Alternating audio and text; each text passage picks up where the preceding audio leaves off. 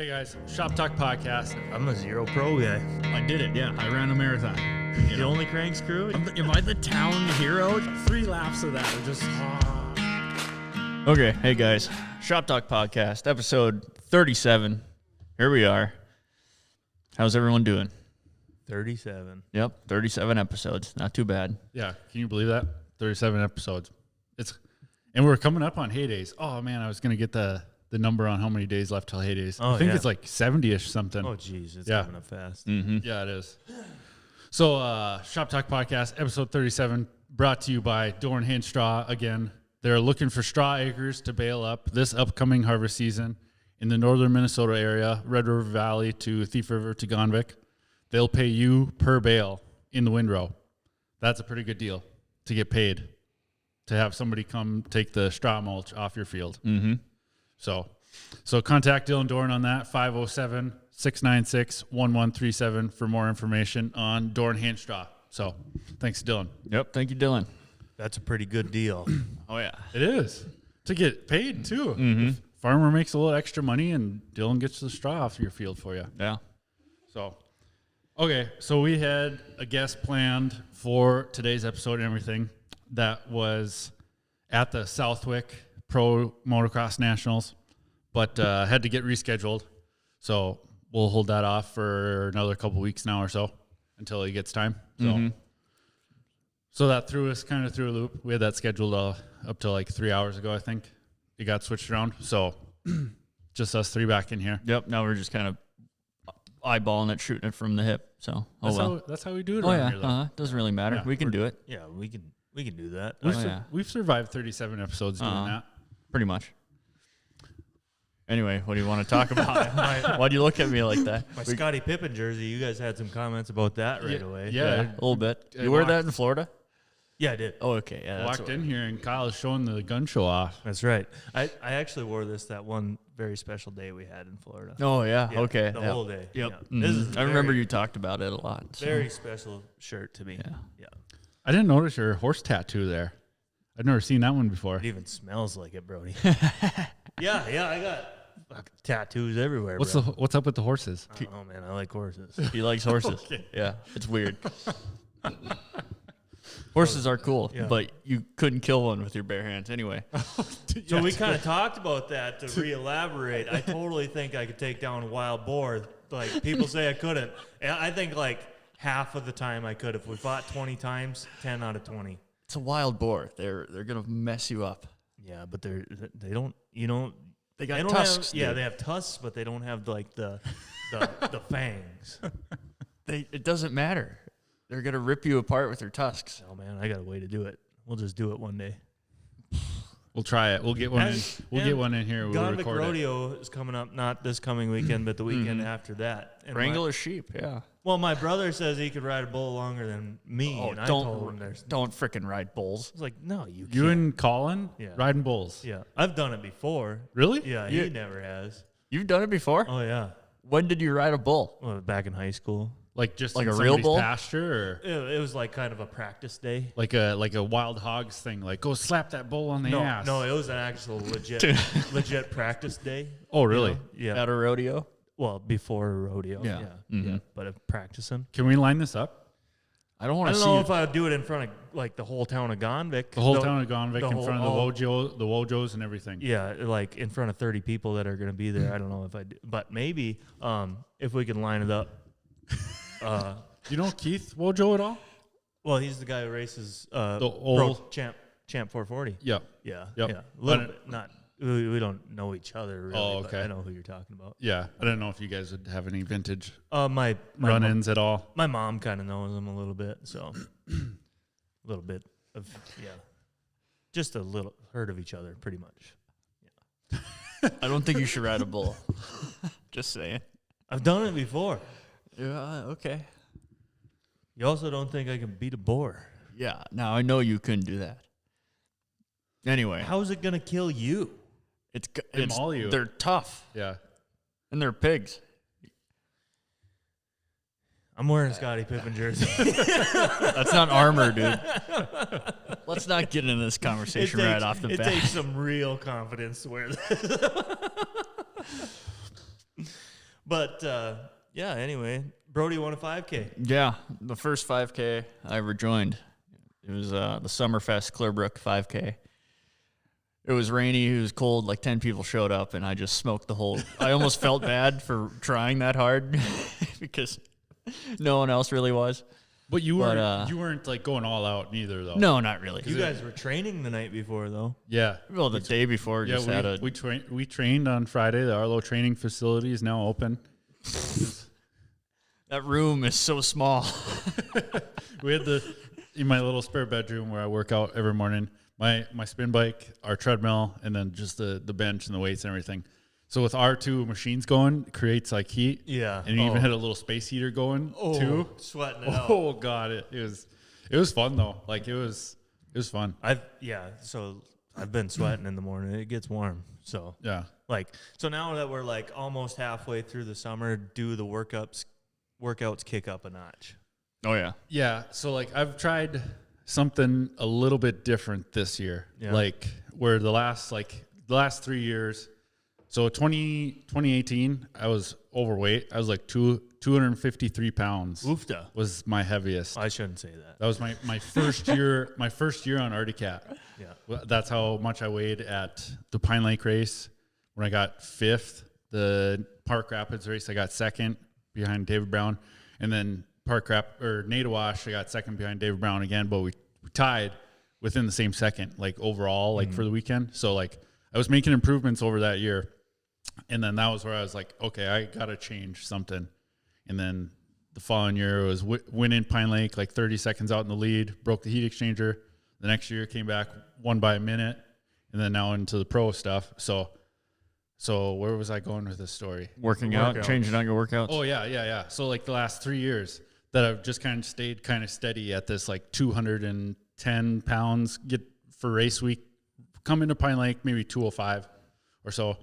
But now I tried something different to where like this last like 3 months, I've been kind of trying to bulk a little bit, like eating in a surplus. Mm-hmm. So like I've noticed, you guys could probably notice too, that I've gained a little weight. Like I'm like 10, 15 pounds, a little heavier than I'd like to be.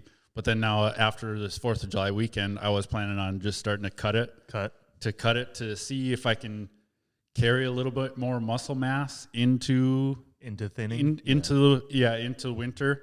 Mm-hmm. So it's something just different I was trying, because I can tell it a little heavier, but I can tell like even some more definition in my shoulders, even with the extra weight that I'm carrying. So I think it's working. Yeah, I think so. Oh yeah, they say trust the bulk. True. Yeah. At my highest, I was about your weight now. Oh, 210 pounds. Yeah. Well, no, like right now I'm like 220. Oh, so just I got up to like 214 one time. Yeah. Not a good look on me. One time. Yeah. But now, right back. Well, I'm lighter than I was in my sophomore year of high school. Yeah. Right now, so feeling pretty good. Yeah. Like I can feel myself. I'm heavier now than I'd like to be, but like the cardio is still all the same and everything. Like still, the cardio is fine, but now just start cutting. So I'm kind of looking forward to that and seeing like the changes again. Yeah, this year we're looking to get pretty competitive. We're gonna get cut. Yeah, we're gonna get jacked. No, we want to do a lot of races, man. Yeah, like you got to be in shape. I've been thinking about trying to do some more racing that's not even not cross country even. So, like what are you thinking about? Well, like oval stuff. So yeah, stuff like that. Yeah. I mean, the only other option is drag racing. It's like, oh, that's come on. I mean, yeah. You don't want to get into that too. No, that's a whole different sport, basically. I mean, we used to be into it. Yeah. To cut into this conversation, do we want to give the Carbide Podcast Guy a call? Who? That's the only way I know who that guy is. But yeah, let's do it. Sure. We can talk about some vintage sleds. True. With that Still got music playing. Still playing music. Okay, hopefully that. Well, Bob Seger, I like your playlist. Can't even say that's a technical difficulty. No. I can't believe that was still playing. That's funny. I like that.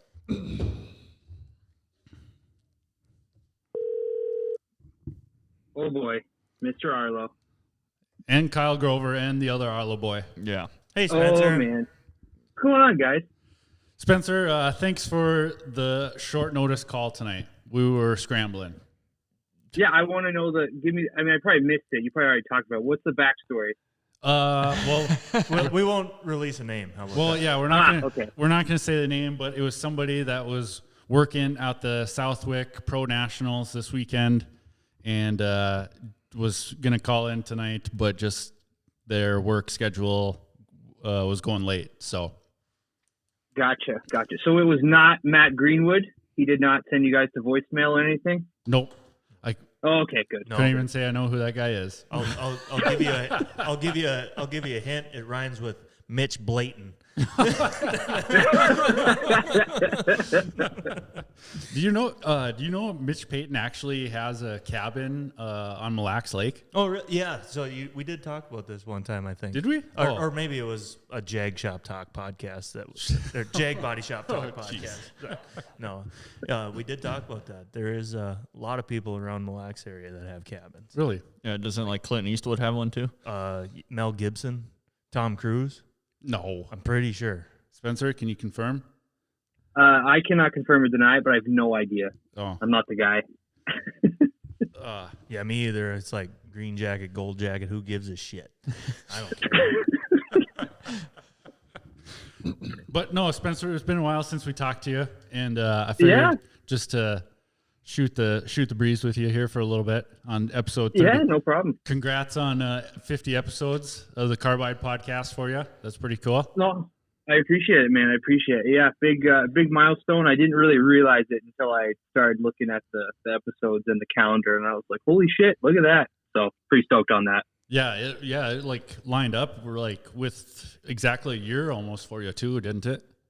Yeah, it was like 1 week off, and that was the sketchy part, was looking back at the calendar and realizing that like in an entire calendar year, I took like 2 weeks off from posting an episode. And that was it. So, gnarly. Yeah, we're I don't know if we're gonna catch you or not. We're slowly plugging away on them. Yeah. What's your goal for this upcoming year? Are you gonna recap with a couple of people or kind of just? I don't know. It's a mixed bag because I still have a lot of people I want to talk to. The worst part that I've come to realize recently is just, podcasts are just like gate drops. You just get better. You just need them. And there's a handful of guys I would love to talk to again now that I'm better at being a podcaster than I used to be. So, but I'm finishing up a studio in my basement right now. And then I'm a little teaser. I got another big project coming that's still Carbide related, but it's going to be pretty cool. It's so a movie. That one there. It's a movie. Oh yeah. A documentary, the life of Spencer Delabruere. It's going to be like 2 minutes long. Yeah. And Tom Cruise is going to play you. Yep, exactly. It's going to be set at his cabin up in Mille Lacs. An ESPN 30 for 30. Mm-hmm. But no, building a podcast studio in your basement, that's got to be pretty cool. Yeah, it's going to be cool. It's I've been gathering a lot of the memorabilia in the last year or so, and just putting it all together. And we refinished the basement in our house. It's going to be dedicated to that. So cool on my part, but also cool on my wife that she's allowing me to do that. So Yeah, that's sweet. Yeah, you're going full Pulp MX with it then. I mean, that's kind of. I don't think I'm going to do video yet. That'll come at some point, I'm sure. But that's kind of the goal. Is you walk in there and it's going to be like a Pulp MX, but snowmobile related. Mm-hmm. So that's the idea. Cool. That's kind of how my basement project is going right now. I got all my memorabilia and stuff like that, and I was thinking if we wanted to do episodes in there, film in there, but it kind of takes away the point of Shop Talk podcast. Even Eric Rowland said we could go film up at his. He's got a pretty cool little bar set up at the Northern Crankshaft shop. There's a giveaway, I guess, or whatever the heck you call it, or a name drop. We're gonna be doing one of them episodes sometime. At some point. Yeah. So that'll be cool. That's there's a lot of history there for sure. Like they've been around since '84 building engines for that long. Maybe Spencer's already got him on his list. No, it's all yours. So I tried to do this. I don't know if you guys know or not. I mean, Gunnar obviously knows. I messaged Gunnar the other day and said, hey, I would love to talk to Tim Berg, but he's kind of your guy. And he's like, no, go for it. So there's a handful of guys that I feel like are your guys that I feel like you could talk to way better than I could.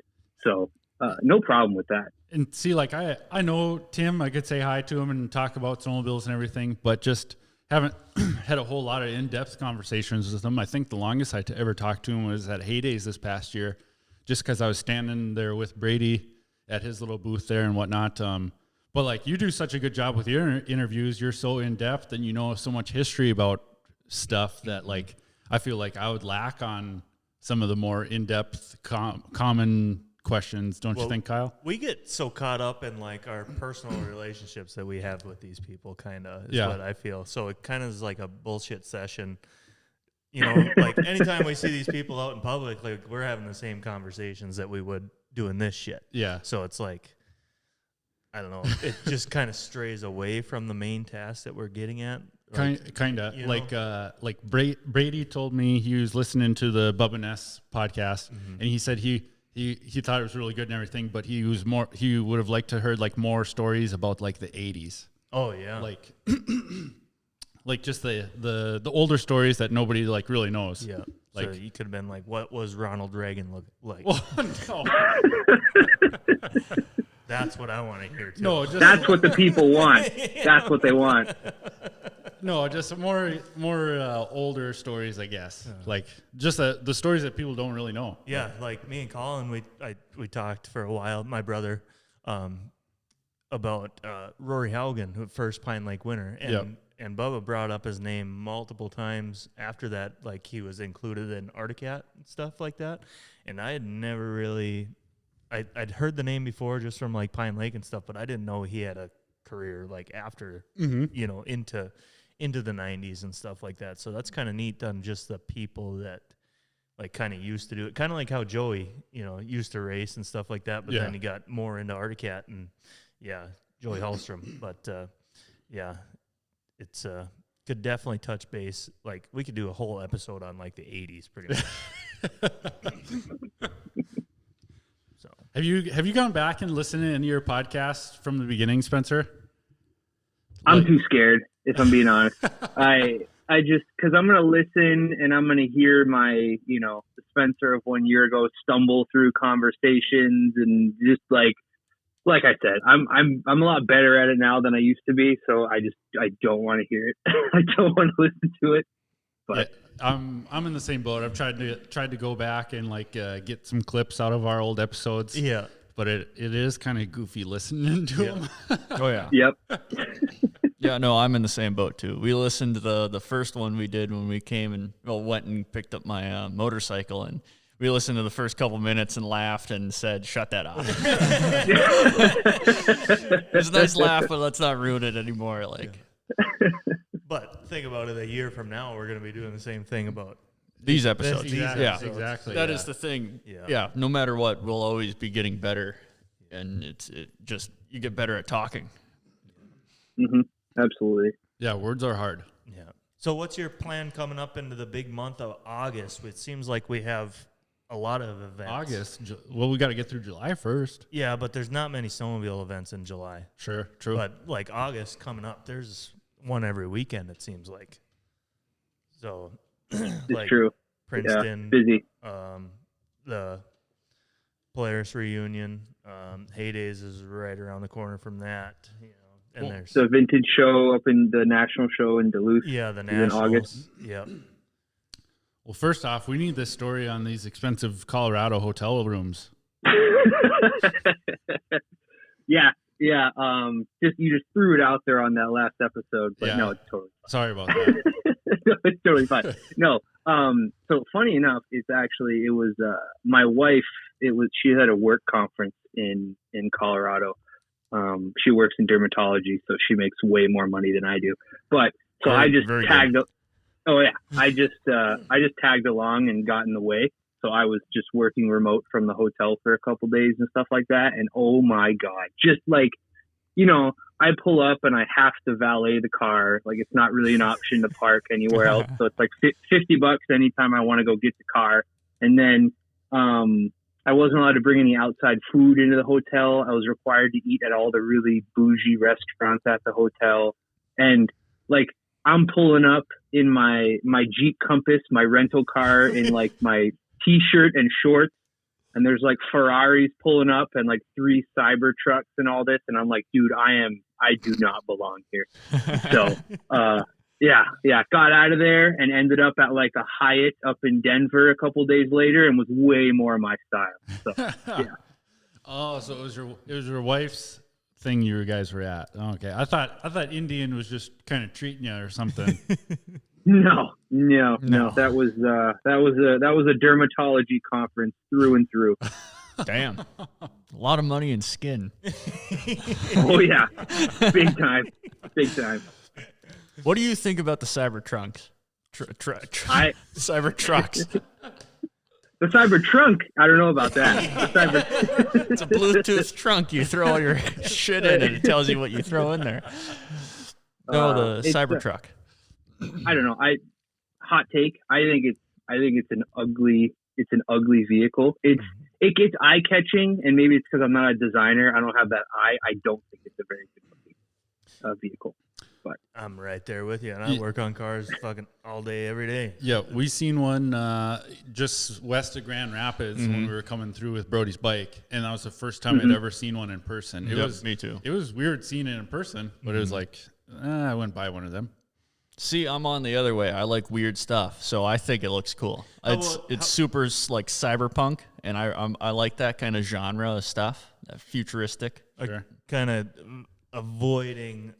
Well, not really avoiding, but we're just going to get into it. How about a Ford Lightning, an all-electric F-150? How do you feel about them? First off, that question for me or for those guys? Everybody. Spencer? I'm out on. I mean, I think EV is cool. I think I could talk for an hour on EV, but the Ford Lightning specifically, I think it works because it just looks pretty much like an F-150. It doesn't look like a Moon Rover like every other EV vehicle people make. So I'm not out on that. I'm out on the range. I wouldn't buy one myself, but if I'm just looking at it on the lot, I'm not going to think it's ugly.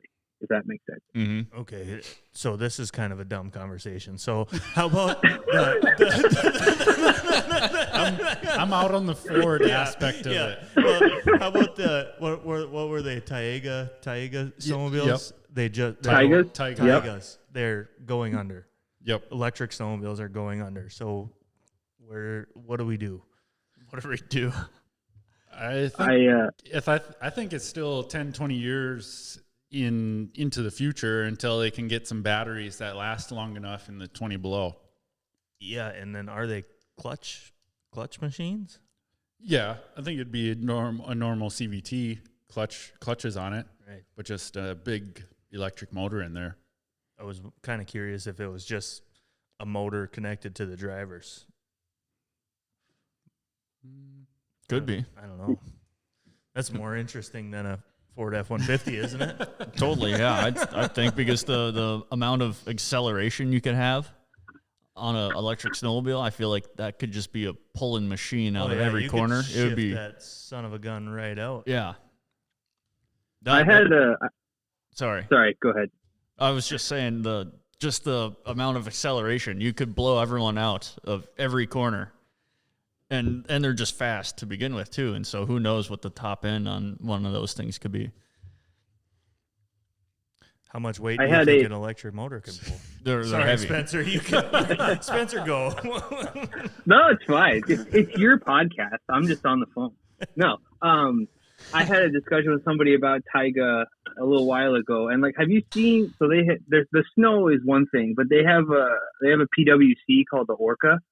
And it's – in my mind, that's like the coolest use of their technology that they have. Like riding on the lake on a jet ski, tons of power. You pull in, you charge it for like 45 minutes while you have lunch, and then it's like full charge and everything. That is like the peak use of what they have.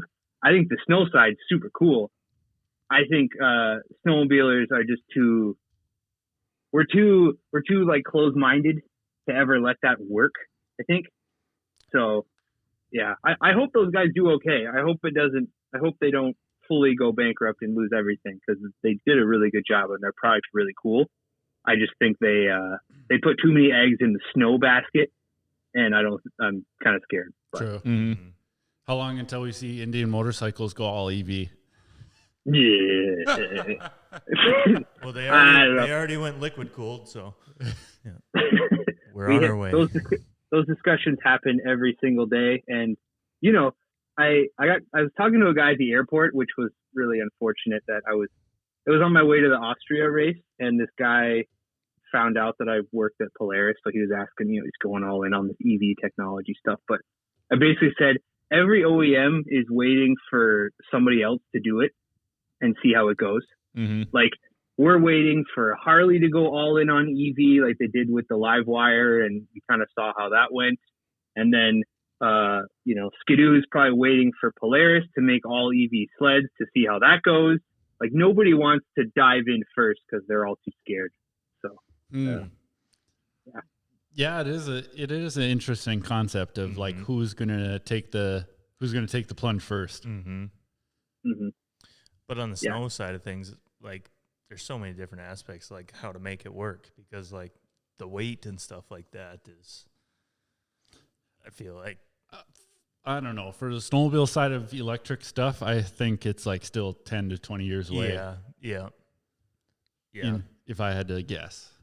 Yeah. Just because of the cold factor. Kinda. Yeah. And just to getting range. To getting it that compact and in the cold, like it'd be interesting if somebody could put a Stark Varg motor in a snowmobile. If somebody could engineer that up and just see what it would do. Well, I'm also just thinking, like, it's not even going to look like a snowmobile. It's not going to have a fuel tank on it or any of that stuff. So it's like, I don't know. Look at the Stark dirt bike. Yeah, they made it look like a dirt bike. Mm-hmm. Yeah, we'll see. I went to a Stark dealer in I was visiting some dealers in Colorado, and there's a dealer that was like Ducati and Gas and Husky and like Aprilia, just a bunch of really bougie, boutique-y brands that he was carrying.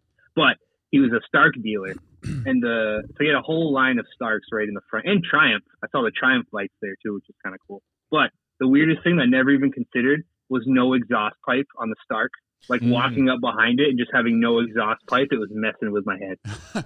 Yeah, I've seen that where both the rear side panels are the same, because usually your right one is kind of expanded out a little bit there, so it's narrow the whole way back. Mm-hmm. I'd love to try a Stark. Oh man, that'd be cool. Looks sweet.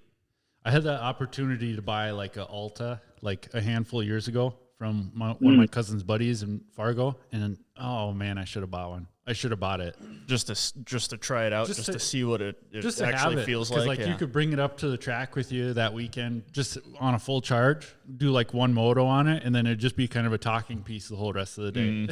There's a Stark at the X Games. Oh, yep. Yeah. Patrick Evans. Yeah. Yep. Yeah. He won best whip on it. Yeah. That's what it was. Yeah. That's cool. Were we talking about X Games? No, before we were recording. Spencer, the X Games are going on right now. Don't you feel like the X Games have kind of lost its hype kind of right now? I didn't even know it was going on right now. See? Yeah. Back in the day, the X Games was huge. Yeah. Like, we all knew about it. We all know who was winning gold and who's bringing home the silver. How many gold medals was Travis Pastrana going home with? Now no one really cares. Yeah.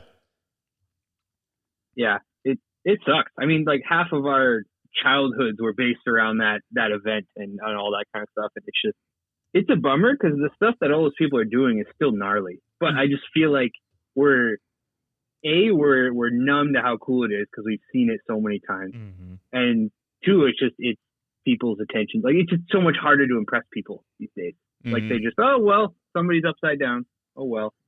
But I don't know. Yeah, I wish I wish X Games had the hype it did, but at the same time, you look at all the sports that are in X Games, they're all like a shell of their former selves from what they were 20 years ago. True. So kind of a bummer. Yeah. It is to say when you were watching it as a kid, like we were talking before we were recording of watching Travis Pastrana do the double backflip. That was me and my mom and dad and Brody, like just standing in front of the TV, like could not believe that he landed it. He's like, he's going to freaking kill himself and just wreck the whole rest of the weekend. And oh man, the memories watching that was pretty cool. Yeah. And then they do a double front flip a couple years ago, and it wasn't even on TV, I don't think. But like they were doing it, no one really cared. But like the novelty of all this crazy stuff is just worn off. Yeah, and it's like, well, that's a good way to put it. Yeah. Like I went when, what was it, 2017 when X Games was in Minneapolis at US Bank, and I went for it was like moto best trick, best whip, and stuff like that. And it was just crazy because there was like, I don't know, maybe 40% of US Bank Stadium had people in it. Like the majority of the stadium was just empty. There was nobody was there. And you could, even on the cameras, like the ESPN cameras had to strategically show areas that had people. Like they couldn't pan too far over the event space because it would show all the empty seats in the stadium. So it was a cool experience to go there because like just like you guys, I grew up watching. I was like, yeah, it's cool to go to X Games once, but you could tell even being there, it's just not what it used to be. Yeah. Like I thought the coolest event I thought of as a kid was the supermoto stuff. True. Yeah, like when like Travis Pastrana and like Chad Reed and all those kind of guy, Jeremy McGrath was getting into it too. The supermoto stuff was kind of unique. Oh yeah. You know, I will pour one out. Anybody who's recorded a podcast with me knows that I lost this audio, but I will put it out there. I will pour one out for the audio that I lost with Doug Henry. No, I did a podcast like really early on in my podcasting career with Doug Henry, and it never uploaded, and I lost the audio. But it was all about like his snowcross career when he was factory Yamaha and stuff like that, and then how he got into supermoto and how much he enjoyed supermoto and all that kind of stuff. And it was such a cool sport. Like it never caught on really, but it was such a cool sport. Doug Henry, huh? That's God, you lost that? Yeah. Yep. Yep, sure did. Oh, geez. That's a bummer. How did it happen? All my podcasts, they upload to the cloud, like as I'm recording them for the most part, usually the software I use. And, if you use the online one, it works great. If you use the mobile app, it's fairly spotty. And he used the mobile app. It's not his fault, but he used the mobile app and then it was super spotty and it didn't upload and then there's lag in it. So like, I feel like I spared myself because it would not have been the greatest podcast in the world, but still a bummer that I recorded with Doug Henry and lost it. Oh man, that is like one of my fears of like losing a whole podcast. Yeah, it would suck. But we're not talking to Doug Henry. Yeah, that's another thing. No, Doug Henry is legendary. Yeah, I've lost in the 50 I've posted. I've lost 2. I lost the Doug Henry one. I lost one I did with Colby Crapo, which was really interesting. And then if you pay really close attention, it's kind of hilarious. If you pay really close attention to the Tucker Hibbert one, like the last 5 minutes, his audio sounds completely different. And it's because we got all the way to the end and his laptop wasn't plugged in. So his laptop just died like right near the end of the podcast. And I had a mini heart attack. I was like, I swear to God, if I lose all this, then I have to do it all over again. And so dodged a bullet there. But yeah, it's technology has been great to me, but it's also screwed me over a handful of times too. Yeah. Oh yeah. We've had our fair share of technical difficulties here of just like, when we did the smelling salts that first time. Oh yeah. God damn it. The GoPro had like one video on the memory card, like already from a previous time or something. And it glitched out somehow, some way that like it just didn't record the last like 20, 30 minutes of that pod. Sponsorship we could reach out to is GoPro. We use all their. I tried on one of them, what the heck, sponsorship websites. Yeah. It was only like 10% off. Oh. Yeah. I was like, I already got your cameras. I don't need 10% off other stuff. Spencer, we're going for Blue Chew. What do you think? Oh yeah, I'm gonna type up an email. yeah. Say I got a big white table in my garage. That would look great. Got your name on it. Blue Chew on it. Yeah. Just as big as the Woody sticker. Yeah. No, we need a big banner in the back. Yeah. That'd be sweet. Yeah, we are planning on bringing the table to Heydays, Spencer. Where's your podcast going to be set up at? I don't know if I'll do one. I've yet to talk to Woody's or X Racing about if we're going to do anything for Heydays. So, yeah, we'll see. I'll be around. I just have no idea what my plans are yet. But if you guys are going to have a table, I'll be sure to stop by and just be in the way and ruin stuff. Oh, heck yeah. You can jump on. Yeah, you'll have to jump in and sit down with us for a few minutes. We'll be at the Sidekick booth. Yep, totally. That'll be awesome. Nice. I'll just pretend. I'll pretend that I don't know who you guys are. I'll be like, oh, look at that, another podcast. Oh, you guys are right across the road here from the Sea Boys. Who are they? Yeah. You guys must be big time if you're right across from the Sea Boys. Yeah, that's where Brady's Brady's big time. We're not big yep. time. Shout out Brady Dyrdahl. He'll be listening to this week at work. So, so are you guys in the Sidekick booth, or is Sidekick advertising in the Shop Talk podcast booth? We're in the Sidekick booth. We're a very small corner sideshow of Brady's booth. Yeah. But yeah, it's nice. like them games you play in some of the booths, you know? We're just one of them little spurs. Yeah, just off to the side. Really don't need to look at it if you don't want to. yeah. So come by, say hi to us, buy yourself a Sidekick. Mm-hmm. There you go. Yeah, that's a great advertisement. Yep.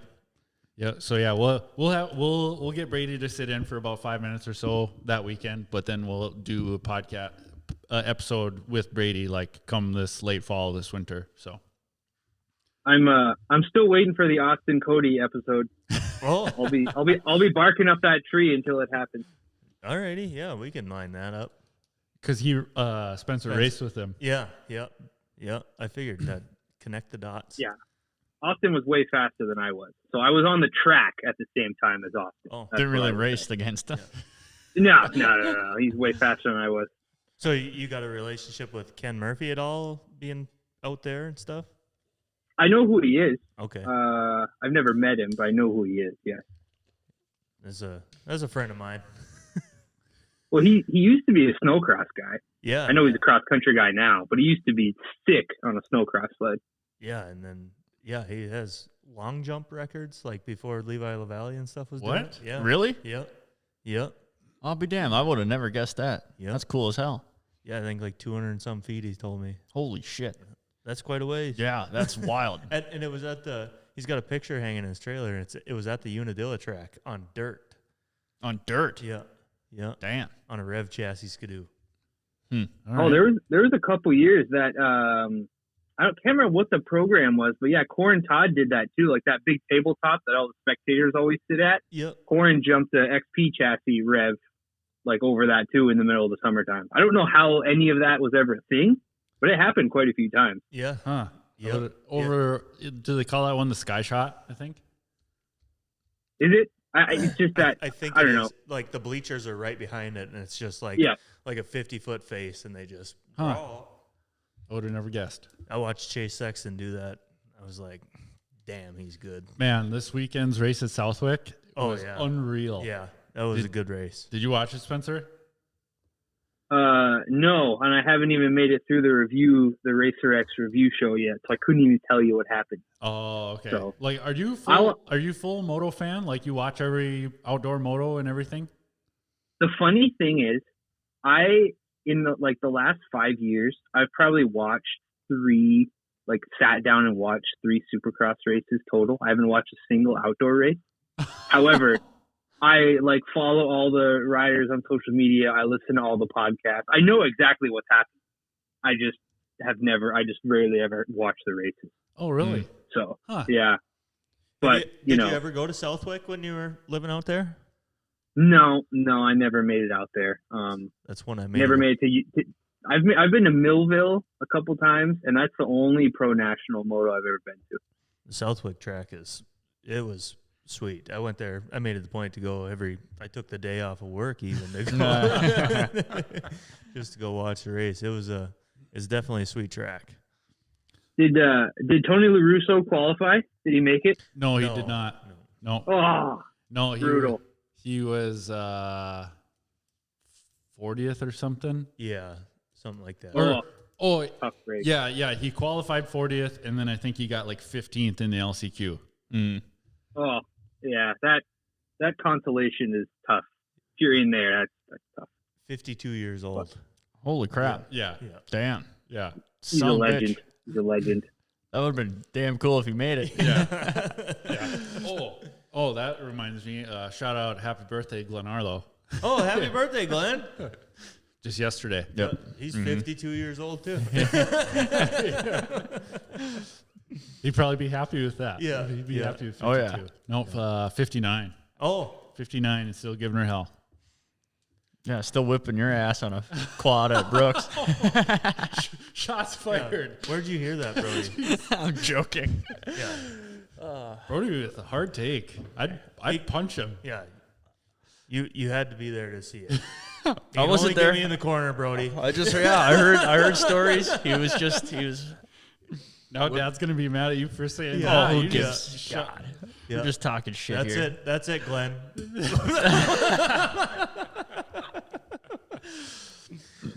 I'm joining Masters 50. I don't care. Spencer, are you going to Millville this year then? If you have been there before? Or? Yeah, I've been there. Been there a couple times. One of my best friends, Eva, she works in the moto industry, so I usually get free tickets from her. But the last couple of years, like one year, it was the same. Like first off, same weekend as the truck race at ERX is never. I don't know why. I don't know whose bright idea that was. But then another year it was the same weekend as the Arctic 60th one year. So I haven't been in a couple years. But Well, we'll see. You got to get on. Last year, me and Dad went down Friday, went to the truck races on Friday, and then went to Millville on Saturday. That was a pretty sweet 2-for-1 special on the weekend. You know who? Have you had Vince on yet? No, tonight? No, Vince is no Vince tonight. He said he was putting siding on. So that sounds fun. Yeah, he's a busy guy. Yeah, because Vince loves short course off road trucks. Yep. Loves it. Big short course guy. Yep. Loves to talk about it. So yeah. dripping in sarcasm, by the way. Oh yeah, he had quite a few good comments while we were there. Yeah. I was gonna say, like, most of the time we talk about it with him, he doesn't sound too fond of it. God, is he lying to us or is he lying to Spencer? I don't know. So anytime I get his snaps of him at short course, I always like to do like a David Villeman, like eat short course, shit short course. Yeah, he's all in on the short course stuff. Oh yeah, big time. Oh, and then speaking of Vince, the border battle race in Monoman got rescheduled to now like Brainerd. Oh, okay. So no more Monoman race. That's a shame. So I don't know if we'll go to Brainerd or not. Yeah, we'll see. But I've been thinking about riding around Walker area. Why? What's in Walker? All those little like short course trails. Or not short course, but sure. Trails. We got to meet up with Spencer to do some mountain bike riding. Yeah, mountain bikes would be fun. Dude, I'm totally down. I haven't forgot about it that I threw that out there. I've just been so damn busy. But we're gonna hit Tioga up in Grand Rapids probably because I'll be the closest to you guys. Yeah. So yeah, let us know whenever you guys make your way up here to Grand Rapids isn't quite the Great White North yet. Where do you where No. like when you Spencer, when you say you're going north in Minnesota here, how far north are you going to say you're going north?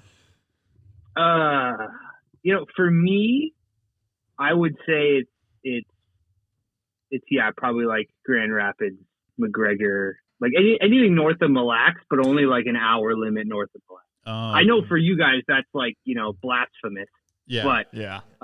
It's kind of a horseshoe shape, what we're considering the Great White North. Like we draw a line from like Lake of the Woods down and then across, wouldn't you say? I would say I'd categorize northern Minnesota as Highway 2 and north. Yeah. Grand Rapids is in it then. Oh, okay. So I'd say Highway 2 from like Grand Forks, and then you just draw a straight line from Grand Forks all the way to the east. Yeah, I would cut like Lutsen and stuff like out of it, like North Bay, just because that's kind of like Their own north over there. They listen to the Edmund Fitzgerald song, like They're way too much. yeah, they're totally different than we are. Hey, Trevor Davidson in Michigan, that's a national anthem on that day for I them. know, that's what I mean. That like the Duluth area is a part of that crowd. Really? Yeah. Okay. So we're cutting it off probably right around Bena area. Sure. It is funny on how in Minnesota, like going north to people is just a different term. Oh Like, yeah. For us, going north is up to like Lake of the Woods. Yeah. And for Basically to Canada. For somebody in Grand Rapids, going north is Bemidji. Yeah. Or- Yeah. Yeah. They're going to the left. yeah. it all looks the same after a certain point. That'll be that's my counter argument, where it's like anything north of that, you're like, well, if I close my eyes and I look left and right, I could not tell you where I am because it all looks the same. Well, So- no, like I wish us around here is all farmland. I all wish we flat, yeah. I wish we had some like some dense woods like in the Akeley area. Mm. I wish we had some of that land around here, but we're kind of all flat around here. Yeah. We're right on the edge of the prairie, Kind of, yeah. Red River Valley. Yep. Yeah, I would say so. I learned it in science class in 8th grade. The soil here is very unique. Yeah, it was from all the glaciers that came through. Yeah. And did you know 10,000 years ago there was a giant ass lake over Fargo and stuff like that? And the shore, the beach, I guess you would call it, the shore was this area. Mm-hmm. Really? Yeah. Wow. Neat, ain't it? That is neat. That's why it's all farmland over there. The like seaweed and stuff is all dead. And, yeah, makes good soil for farm. Kind of neat. the more you know. Yep. Ms. Bakke taught me that in 8th grade. Shout out. Shout out. Yeah. She'd be so proud. Yeah. Yep. Yep. Then I was like, what the hell is schist? Schist? The rock. What? Rocks. Schist is a rock. Never heard that word. Okay. Yeah. All We right. learn way too much for you guys All in right. Bagley Yeah. compared to Clearbrook. Hey, Spencer, speaking of last episode in schools, how many people did you graduate with?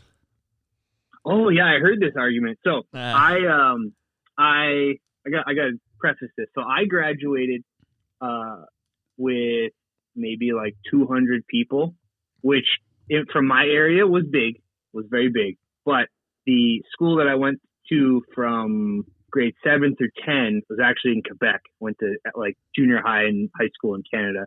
That whole school had 160 people in it, period. And my 5th grade class in elementary school had 5 people. So Nice. So that's way more your guys' style, Sure, right there. yep. So if I would have hung around my area, I probably would have graduated with like 20 people. Oh, So you know both worlds then. Cool. Oh yeah, big time, Nice. big time. cool.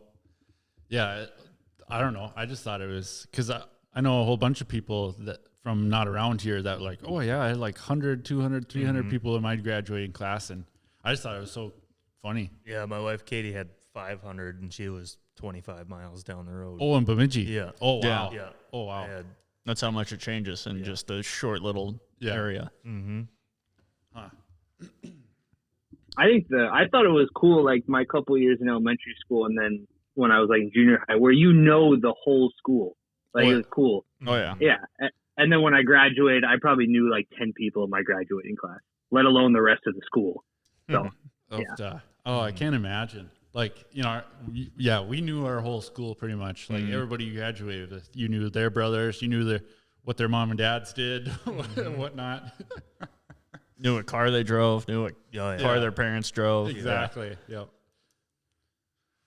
Spencer, you flew across somebody here? It sounded like my door flew open. Oh, jeez. Yeah. Spencer, you flew across the ocean to Austria. Sure did. Not Australia, though. Austria. No, not to be confused. Yeah. Not to be Put another confused. shrimp on the bottom. That's what they say there. Yeah, when I committed to go there, that joke was in my head like immediately, and it was just running through my head the whole time. I even put it in the podcast. So glad everybody else was thinking the same thing I was. Yeah, no, I thought it was funny too. That's kind of neat. Like when I seen it posted on Facebook or whatever, that there was still like a bunch of snow there. Mm-hmm. I was like, that's crazy. Oh yeah. Yeah, it was nuts. Like the track was, I mean, especially coming from the U.S., that was like the most snow I had seen all year. So there was still snow in those mountains, and it was like 40 or so degrees out there. So like the snow wasn't like freezing, like it was definitely melting, but really, really slowly. So yeah, conditions were great. The weather is changing all the time because we're at like 6,200 feet or something like that. But yeah, it was a good time. That was a super fun trip. I'm glad I got to go. Was that a Carbide podcast work trip or how'd you play that one? I double dipped a little bit. So that was a Carbide trip. And by Carbide, I mean my own wallet, because Carbide doesn't make any money. So that was a Carbide trip. Bruce paid for a little bit of my flight, and then I went to go visit some dealers. After that, our Indians Euro office is in Switzerland. So I went from there to Switzerland and visited some dealers and stuff like that, and then made a work trip out of it. So, it was tough going to a snowmobile race in Austria and then riding an Indian FTR 1200 through the Swiss mountains for a couple days. It was a tough gig, but someone's got to do it. Oh, geez. I can't imagine. You're in Europe. You're riding on the other side of the road. Over there, it was the correct side of the road. So it was still on the right side. Okay. So I was good. I honeymooned last year in Ireland with my wife, and I had to drive on the left side of the road, and never again. Absolutely terrifying. Okay, yeah, that's what I've heard. Yeah, big time. Just everything you've learned throughout your whole. It's backwards. Yeah, it's backwards. You're just ending up on the wrong side of the road every time, and it's like, oh shit. Yeah, you got to correct yourself. Even that, like you add that over there, a lot of people drive manuals, not automatic. So the rental car situation is the same. You'll pay way more for an automatic than you will a standard. Yep. And my wife is like, just get the standard. It's going to save so much money. And you add into the equation, you're already driving on the left side of the road. Then you have to shift with your left hand. And I'm like, forget about it. Zero chance I'm going to be able to do this. So, yeah. Yeah, doing it in a normal car would be fine, but yeah, shifting with your left hand, that would be just odd. I don't know. Yeah. I don't know if I could do it. Not on public roads. I could do it on back roads. Yeah. Public roads, other people, I don't know. I'm getting in an accident. So who's next on the list then, Spencer, if you want to give out your secrets on... Well, this will be released on Tuesday, so you could tell us on who's coming up on this next episode. Well, I already put the teaser out there. Yeah, on Thursday. Oh, so, yeah, Dennis. Yep. Yeah, Dennis Dermott. So that was a really fun one. Some really, really cool stories of just like, 90s cross country and 90s snowcross, and then Jackson Hole stuff. And yeah, really, really cool guy. I had never met him before, but really fun conversation. Super nice guy. style is a good one. Yeah. Those videos you've been doing have been doing quite well on your social medias. So good job on those. Yeah, thank you. I mean, you guys get it. It's tough to post stuff every single day. So anytime I can do some kind of teaser or I have something from an episode to talk about, I'm all for it. So where are you getting these clips? Because I seen that clip and I was like, God, that's sweet. Like the hill climb clip. Yeah. I don't want to give away my sources, but my sources are YouTube. Okay. Super simple. Yeah. So Yep. Just a lot of time on YouTube. Yeah, and a lot of that stuff is buried. Like you gotta, it's just random people's accounts, or sometimes it's not even there. Sometimes, like, some of the videos come from, you gotta search them out on Facebook because they're only posted there sometimes. That's why spoiler alert. That's why the quality is never amazing, because it's old videos and you're getting it from YouTube. Yeah. But then you overlay it with some of the interview audio, and it makes it work. It makes it more nostalgic that way, I think. Oh yeah. The tough part is when you have, I got one coming in a couple weeks that was really interesting to do, but I had 40 seconds worth of really good conversation that I wanted to use a reel for. And I could only find 30 seconds worth of a video or 25 seconds worth of video. So then you're trimming up audio and you're trying to make it not sound like you trimmed it and still make it sound somewhat okay. But it's fun. I always enjoy that side of it. Yeah. I can't tell you how many times I've gone back and watched the Tucker Hibbert one you did. Yeah. That was a cool one. I'm pretty proud of that one. Yeah. That one, or the recent one about the SRX, that one's really getting a lot of comments, a lot of feedback. I don't know if you guys saw that one. Yeah. The algorithm is so weird on social medias that once they catch fire, sometimes they'll just explode. Yeah, and I've been seeing a lot of people edit that video, the SRX one. Yeah. And posted it to their accounts and stuff. It's like, I've seen this on Spencer's account first, so I know where it comes from. Yeah. It's funny because Instagram will get it immediately and it'll hit and you'll get shares or whatever, and then Facebook will nobody will grab it, and then 3 weeks will go by and then Facebook will decide that it's going to be popular and then it'll blow up over there instead. Yep. And it's a fickle thing. Oh yeah, we've had the same thing. Even TikTok is crazy too. Yeah, TikTok, it goes in waves. Yep. Yeah. So yeah, it's a battle against the algorithm. There's no rhyme or reason to it at all. Mm-hmm. Oh yeah, it's weird because I feel like for a while, last fall and into the winter, it was snowmobile content did really, really well. And then from talking to you, Gunner, and then talking to that weird guy, Matt Greenwood, Snowmobile Racing Network, he was seeing the same thing. He's like, it's just fallen off for some reason. So yeah, even I don't know. Even Austin Leak, his Facebook page has fallen off a little bit too. He said that just the followers growth has just stopped, and then losing followers, some of the bot followers, their pages are getting deleted or something. Mm-hmm. So then you're actually losing followers. So so I don't know what's going on. Must just be the season, the summer. Who knows? I don't know. I have no idea. If the algorithm, it must. Those companies are so big, you'd think they'd be smart enough to play off the season and play off of even holidays, or, who knows what kind of weird algorithms and ones and zeros they got playing in all those apps. It's like magic. I have no idea how any of that shit works. Yeah. Unless you pay for it. Yeah. Then true. I know there's some people that do that. Mm-hmm. Pay for the views. Oh yeah, there's people that rent out fake planes and take pictures of them and say they're going to some private island, and then they just get off the plane that they rented 15 minutes in and go home. All right. People do that too. Sure. Yeah. Sweet. Well, all right, Spencer. Well, if you got any questions for the Shop Talk podcast crew, or just back at it? Oh, you even got a sticker on there now. Yeah. Oh, did I? Oh, I don't think I sent Spencer any stickers. Oh, We'll have to send you some stickers, Spencer. I mean, I bought a hat and I bought a T-shirt. We didn't have the stickers when you bought merch from us. So Yeah. Gotcha. If we did, those would have been in there. yep, Oh, stickers are new. Gotcha. Nice. JAG Nice. Body Shop. JAG Body Shop Talk Podcast. Shameless plug.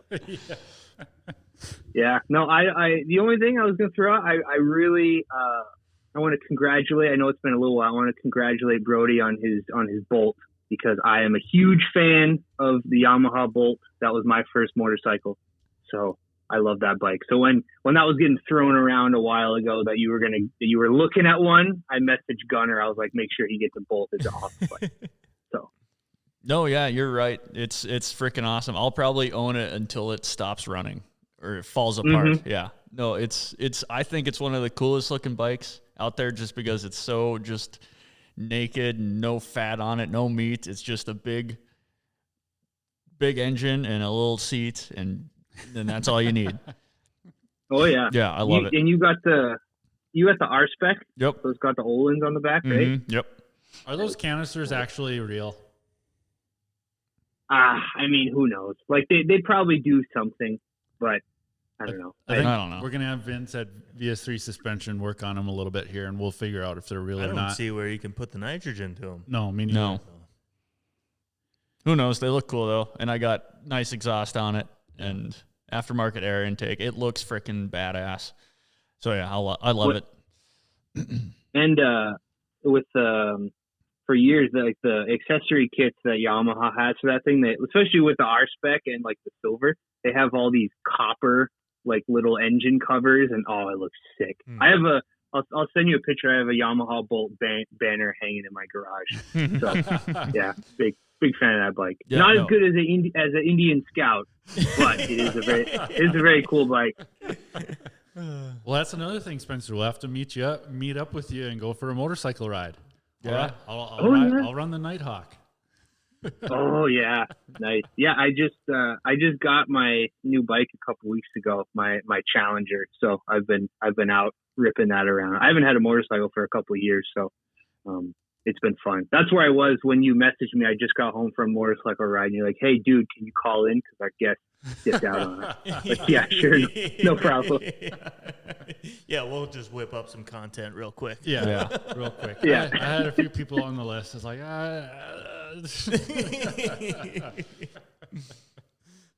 So what no made you problem. want to get another bike? Just well, he some works of the for perks. Indian. Well, yeah, but you said you haven't had a bike in a couple years, so like, what was holding it back? Just having I'm just so busy, even like in the summertime. Like that's why I sold my dirt bike too. I just don't need any more hobbies. Like I just don't need any more paperweights in my garage. Yeah. And but when you work for the manufacturer and you get to just kind of have one to ride, it makes it a little easier to stomach when it's in there and you don't ride it. Yeah, So, true. Yeah. So yeah, like I my last two bikes, I had the Bolt and then I had a FZ09, and I loved that bike.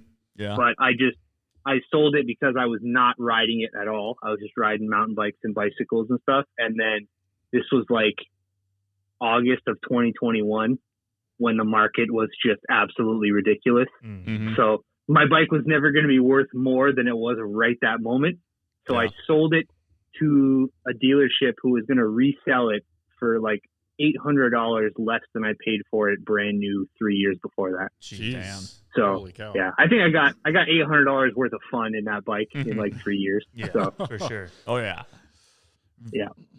Yeah, if I were to ever get anything new, Vince makes that T7 look pretty fun. Yeah. And I think that'd be more kind of my style, where I could go down the road and I could also kind of dive down into the ditch if I wanted to too. So Yeah, the Tenere or Africa Twin or something like that. Those bikes are sick.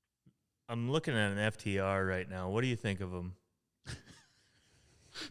your unbiased opinion. Yeah. Yeah. Unbiased. Yeah, unbiased. The accessory guy for the FTR. My unbiased opinion. It's a great bike. Phenomenal bike. I bet. If you could find, I don't know how many dealers have them left. We did 2 limited editions this year. of the.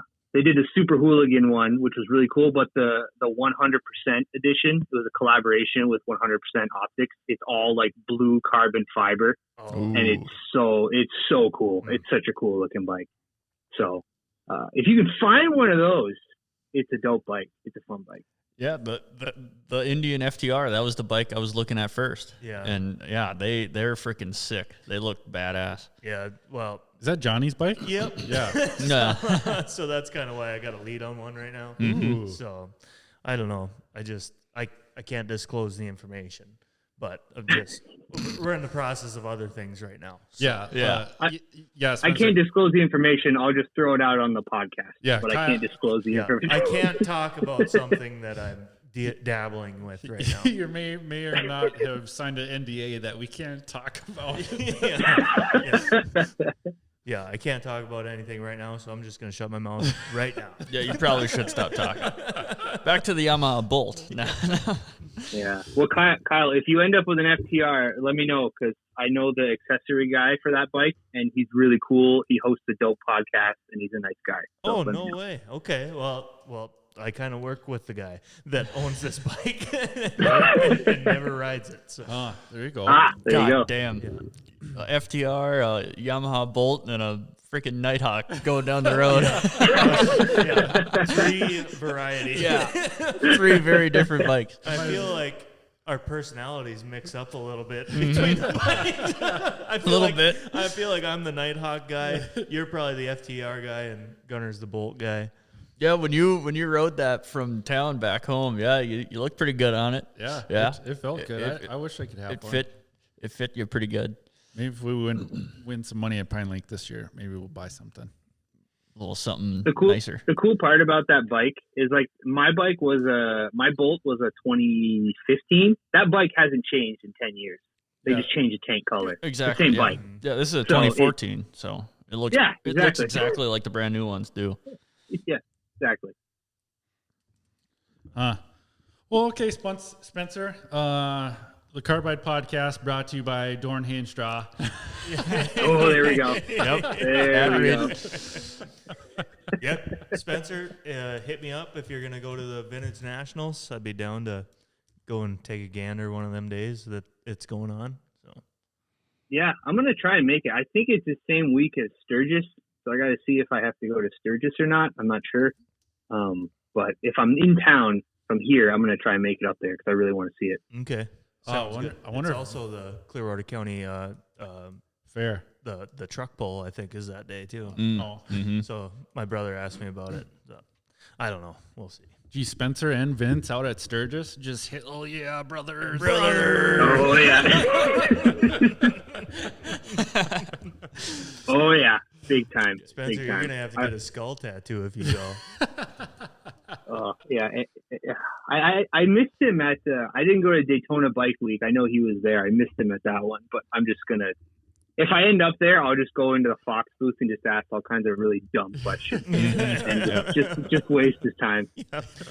Yeah. Where does Fox get its name? I don't know if I told you.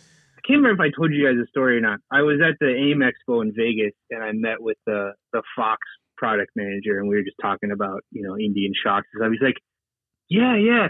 Hey, do you know Vince Van Slyke? I'm like, oh yeah, I know Vince. What are the odds? That's funny. I'm sure there's a lot of people that know Vince. Probably, I imagine. He gets around the country. Yeah. Oh yeah. He's a big deal. I'm just honored to have him in my Snapchat. I did not think the same thing when he just friended me on Snapchat the other day. I'm like, oh, Vince finally found me on Snapchat. Cool. Oh, really? Yeah. Yeah, that's a big deal, Yeah. Well, I really didn't think so. Yeah, you're part of an elite club now. So. It was funny. Like, oh, cool. Yeah. All right, Spencer. Thanks for calling in. We appreciate it. Give us some good talking points. Yeah. Thank you for all the content. Yeah, no problem. I told my wife I was going to be on here for 15 minutes. I gave you guys an hour. No problem. Super fun. Always happy to call in. Love what you guys do. So Thanks again. No problem. All right, like 70 some days until hay days, or well, no, maybe. Hopefully, we'll try and meet you for some mountain biking before that. Yeah, but that sounds good. Absolutely, dude. I'm totally down. Don't let me space it. If I take too long, just bug me about it because I do want to do it. So sure. All right, we'll talk to you later, Spencer. All right, thanks, guys. Yeah, See ya. thank you. We'll see ya. See ya. Bye. Well, there. She's an hour on the phone. Great guy. Yeah. Yeah, carbide part. Yeah. Are you having a seizure? Or? I might have had a stroke. For our listeners that around here that don't listen to Carbide Podcast, go take a gander. There you go. That's what I was trying to say. There you go. Mm-hmm. That brings up the comment of the month. Yeah, the month, huh? Yeah. Remember, like, so. I don't think you're into it for the racing. I think you're into it for the social media. No, the YouTube comment of the guy. The YouTube comment. I don't remember this, so you're gonna have to. You're gonna have to explain to us what you're talking the whole about. thing then. Yeah. Okay, on YouTube, episode 30 with Austin Leak, Kev B 9578 commented, "Just found your pod through the Carbide Pod deal. I like it so far. Binge listening past episodes through Pride Month, and you guys are definitely cool and not gay." Oh, thank you. I remember that now. And yes, that's great. Yeah, that was an awesome comment. Yeah, thanks, Kev. That was a good comment. Yeah, A lot to unpack in that one, but I'm glad we don't give off those vibes. If anyone would, it would be you. But I'm glad he hasn't. Just like I tell everybody, you got to keep an open mind. Not gay, but so yeah, that was the Carbide, the comment of the month. Yeah, I marked that as comment of the month. Hell yeah. Thanks again, Spencer. Yeah. Mm-hmm. Yep. Spencer Delabruere, brought to you by Dohrn Hay Straw. Nice. That's better. Mm-hmm. Speaking of other comments, do we want to get into that? Which one, yours or mine? No, we can start with yours. Okay. So to get back into some snowmobile content here, we had Lee Davis from Alaska ask us some questions about Pine Lake, because we talk about Pine Lake like it's our everyday thing, because and like we also, like, during the summertime, it's hard to find stuff to talk about snowmobiles. A little bit, yeah. So we're gonna bring it back just for the last half hour or whatever we're gonna do here. Mm-hmm. We're gonna bring it back to snowmobiles. Okay. So I'm just going to read the whole message here so I don't have to paraphrase it to myself. How about doing a Pine Lake race setup program where you describe what the track is like and what is a typical setup be for somebody who has never raced there before? So this almost kind of goes into your comment too. Yeah, but that's also an experienced, like a guy who's gonna come and race. Sure. is a thing. Like Not a first timer. Yeah, not a first timer. Sure. So do we want to break down the first timers first and then get into like setup after that? Well, a setup should be kind of similar to a first timer setup. Not Yeah, really. exactly. So Matt Crosby texted me a while back, said he's gonna get a machine or whatever, wants to buy a machine just for racing, probably the Ice Le Mans stuff, same stuff that we do. And it kind of got me thinking of like people just getting into the sport that wanna, just Try come out and try racing. Like, instead of spending, tens of thousands of dollars on a machine to come and race, and you don't even know if you like it or not. There's very good classes that they have that kind of Like an entry-level class. entry-level classes are be the more thing to shoot towards if you're just getting into it. Yeah. For sure, because like you could go out and buy a classic, machine, probably 04 and older, up to 700 cc. Yep. And there's multiple classes that you can run that machine in. So like, great machine to start with. Any wedge chassis, any Gen 2 chassis, any Edge chassis, any Firecat chassis. Mm-hmm. Well, besides 04 and older Fighter Cat chassis. They're all really good machines to start with. I forgot. I don't even know what Skidoo. So there's an 04 Rev. You could race an 04 Rev. That is true, yeah.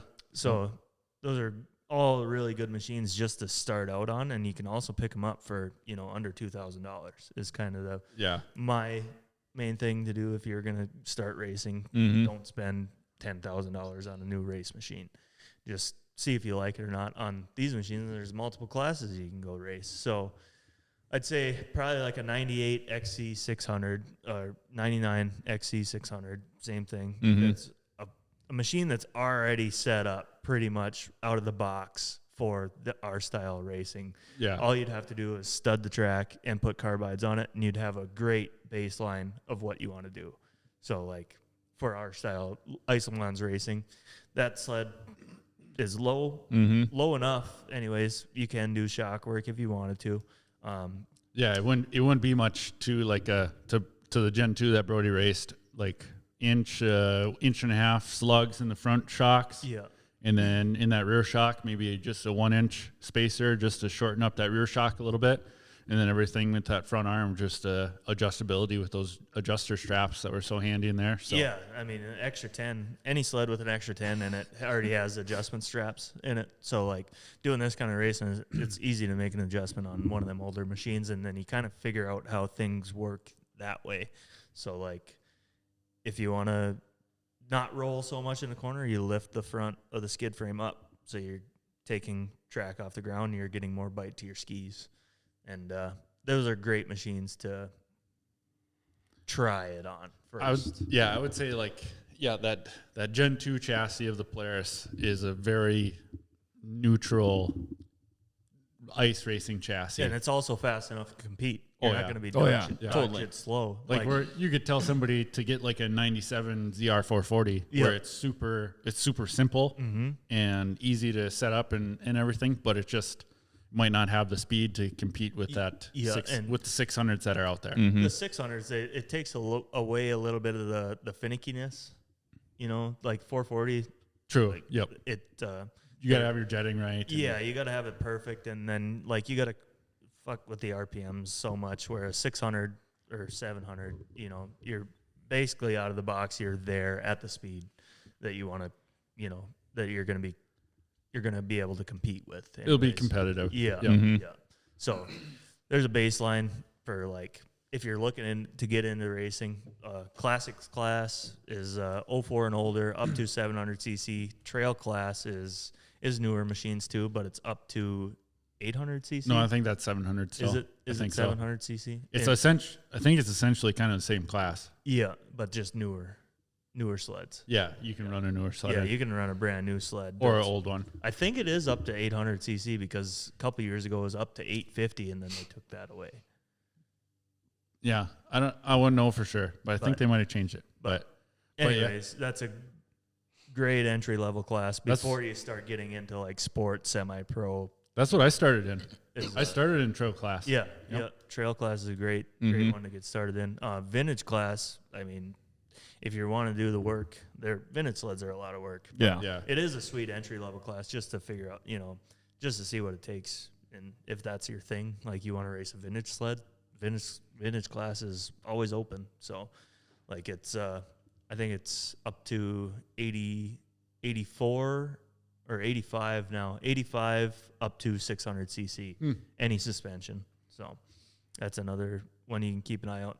Yeah, get into racing at a low cost. Yeah, on a budget. Yeah, and I started on a 99 XC SP 600. I thought it was a 500. Is that what I said? No, you said 600. Oh, 500. Yeah. Oh, okay. Yeah. Yep. 500. Yeah, that's a great sled. Yeah. I mean, they have plenty of power. Oh, yeah. Yep. And then moved up to a 2000 XC SP 500. Yep. So, yeah. That chassis of that Polaris in those years on the ice is just awesome. They're all just ready to go. Pretty much even like the Arctic Cat ZRs, stuff like that. They're really close right out of the box for Isolmans racing. Yeah. Like we've been pretty happy with the ZRT of ours right away. Yeah. So, but we never just had more time on those old Polarises than on these Arctic Cats. But like we've got our 440 ZR handling really good, and the ZRT is getting there. So, so yeah, good. Yeah, if you're looking to get into the racing, just hit any of us up and what your ideas are. I mean, gladly help you out if you want to do it. So, but it takes it takes parts and you know, the commitment to actually go out and do it is, and to spend the money. Yeah, to spend the money to go racing. Yeah, because it's essentially only a couple things of just shock work, studs and carbides, and just a whole bunch of miscellaneous bearings, nuts and bolts, and stuff like that. Yeah, you generally just make sure all your bearings are all intact. And you don't need race gas. No. You can run 87 in them old sleds. There was a kid up at Brooks this weekend on a Honda, and I was tucking in. He'd passed me because he was faster than me, and I could smell it when he was going by me on a practice day. He's running race gas in his Honda 250. Yeah, it's like that smells good. Yeah. But and then like classics and trail class, like there's not a whole lot of people racing in them. No, it's not super competitive. You're right. So it's competitive it is competitive, but there's not 30 guys racing against. Yeah, and generally everybody in those classes are in the same situation that you are. Nobody's going to have an advantage. Yeah, not really. Just kind of doing it for fun. Yeah, exactly. So. Well, yeah, it's competitive. Yeah, but it's not. You're not racing for big money and a big check. And at Pine Lake, you're racing for money. Well, yep, pretty much. Yeah, it's not just a trophy. Yeah. So you want to come try it? Come race at Pine Lake. There's more than enough people willing to help you out on any situation that you're stuck in. So like, no matter what sled you have, I mean, there's plenty of people around that'll give you a lending hand if you're looking for that. Yeah. So. Yeah, if you're racing classics, you'll be racing against me. I got third last year. First time racing. First race since I was 7 or 8 years old in the classics class. I had the sled was set up perfect, you know. Yeah. But my first time racing since I was 7, and I got third. So that's it's the best way to do it if you want to get back into it. I'd say. Yeah.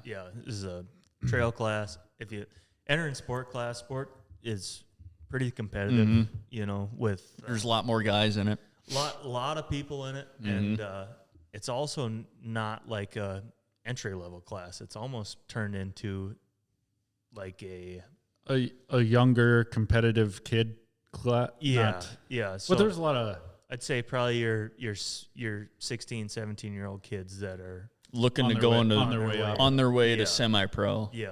So if you're just an entry level guy, go ahead, try sport class, enter sport class too, like, because that'd be a real. Or if you're an older guy with the newer sled, Masters 40, Masters 50. Masters oh yeah, totally. Yeah. Those classes are. Yeah. But I think those are all 600 cc. Yep. Yeah. Yep.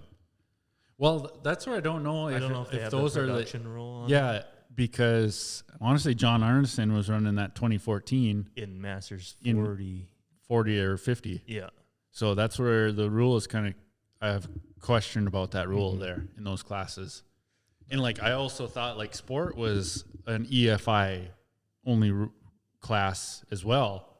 But then John Arneson was whooping butt on that 2014 as well in the sport class. So Colin won the improved is anything goes, but I don't think stock. Well, no, stock is anything goes too, because Colin raced stock class too on the Gen 2. Yeah. So yeah, if you got any questions about the rules, DM Kyle. or not. I thought back to the first episode where Kyle said, "Don't DM me." Yeah. No, if it's about getting into racing, I'm more than willing to help. But rules, look that up on the rule book. Yeah. So how many miles? It's usually a 10-mile course. Yeah. At Pine Lake and usually any other core lake race, they'll usually try to shoot for like a 10-mile lap. And then that way the pro final is 10 laps, so it's 100 miles. Mm-hmm. Yep. Generally what an Ice Le Mans is. Yep. So yeah, usually the format would be Saturday morning. We have Saturday and Sunday. Saturday will show up a 2-lap qualifier for Pro Open in the morning, so 2 laps, 20 miles, and then also same for semi-pro. And then like with Kyle racing semi-pro, well, I almost broke the NDA. Nah, God damn. You did. Yeah, he thought about it, but yeah, I like did. on But, Saturday for classics. Yep, Saturday for Yeah. classics and the rest of the classes there. You guys will usually do 3 laps. Yeah, 3 lap. Yeah. 3 laps. Sometimes they throw it up to 4, Yep. depending on which Time. how the heats. Yeah, how the time, heats weather. line up. Yeah. And Mhm. like if a class didn't get enough entries, then they'll bump other classes up into heats that have more laps. So Yeah. So So Kind yeah. of varies, but yeah, not too much. So yeah, that's where I kind of like it. I kind of like that it's a 1-day format almost for me for pro stuff, to where everybody can do their pro open mod stuff on Saturdays, and then Sunday is a totally separate day for pro exactly. stock. Yeah. So I kind of like that, because when it's kind of combined, you can have a good day on Saturday, but then have a terrible day on Sunday, or vice versa. also you're working on 2 machines Yeah. both days. So like it's kind of a lot to juggle if they did it, so open format Saturday, stock on Sunday. Yeah. Yeah. So I like that. So yeah, it's usually like to shoot for a 10-mile lap. And that's a lot of, I wish I should have found that picture before we started talking about of the map of Pine Lake. Mm-hmm. Of like, just think like of a NASCAR road course almost. Lamont. How would you categorize I it? don't know what you'd call it. It's obviously it's all flat. So I'm just thinking of the turns, like with Pine Lake is probably like 20, 30 turns. yeah, something like that. But then we've gone all the way down to Park Rapids, where It was the track down there one year 100. had 60 to 80 turns. yeah. And so it's kind of whoever lays out the course that day. But Pine Lake is normally It's got generally the same track. Yeah. generally same track. Pine Lake, the generally last- has 3 long straightaways. The last 8 years, I would say, it's been 90% the same. Mm-hmm. Usually they might have to move it once in a while in case there's some slush or some flooding on the lake. There is But- 5 long straightaways. Yeah. And about, Oh, it's 6 actually. and like 2 to 3 of them being about a mile long. Yeah. Those were the ones I was thinking of. But yeah, there are more longer stretches. Yeah. And then Pine Lake's longer stretches with some nice like sweeping corners where Yeah. you're, It's really a track to stretch the legs on Yep. the Yeah. sled. Mhm. and like we talked about that with Chad too, that and Bubba, that they've kind of left Pine Lake as like who's got the fastest sled. Yeah. Right. Are there heats? Yeah, there's heats of like this year we did it where we didn't really do transponders for our pro stuff. Yeah. So Yeah. we did do like flights of heats, and the first 2, like five sleds to a row, first 2 that came across the line in that row got front row of the final. So for the heats, I'd say sport class, semi-pro, and pro are pretty all close to the same, where they do a 2-lap qualifier, and then your final, you line up as you qualify. Yeah. So- You have your starting order as your gate pick. Yep. And then usually you'll do 5.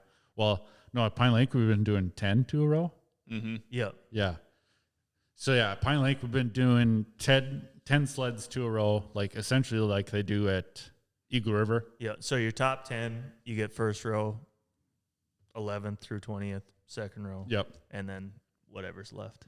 They'll throw the flag, and then the second row hold them there for 2 to 5 seconds or so, and then throw the flag again. And the second flight goes. Do you refuel during the race, or can you make it on one tank? No, we have to refuel. It's a mandatory fuel stop. Yep. For what class? For both pro open and pro stock. Yeah. No one else refuels though. No, Yeah. no, because none of the semi-pro final, they'll do 6 laps, so 60 miles, so they'll be able to make that on one tank of fuel. So then that's why they do the semi-pros at that. They stop them at that level Yeah. or at that lap limit. I just want to make sure we're throwing it all out there, Oh yeah, not just pro stuff. is it? I'm just reading the text here. Is it more straights or turns? I'd say Pine Lake is more straights. It is more straights, but you definitely want to You got to be set up to turn too. Yeah. Yeah.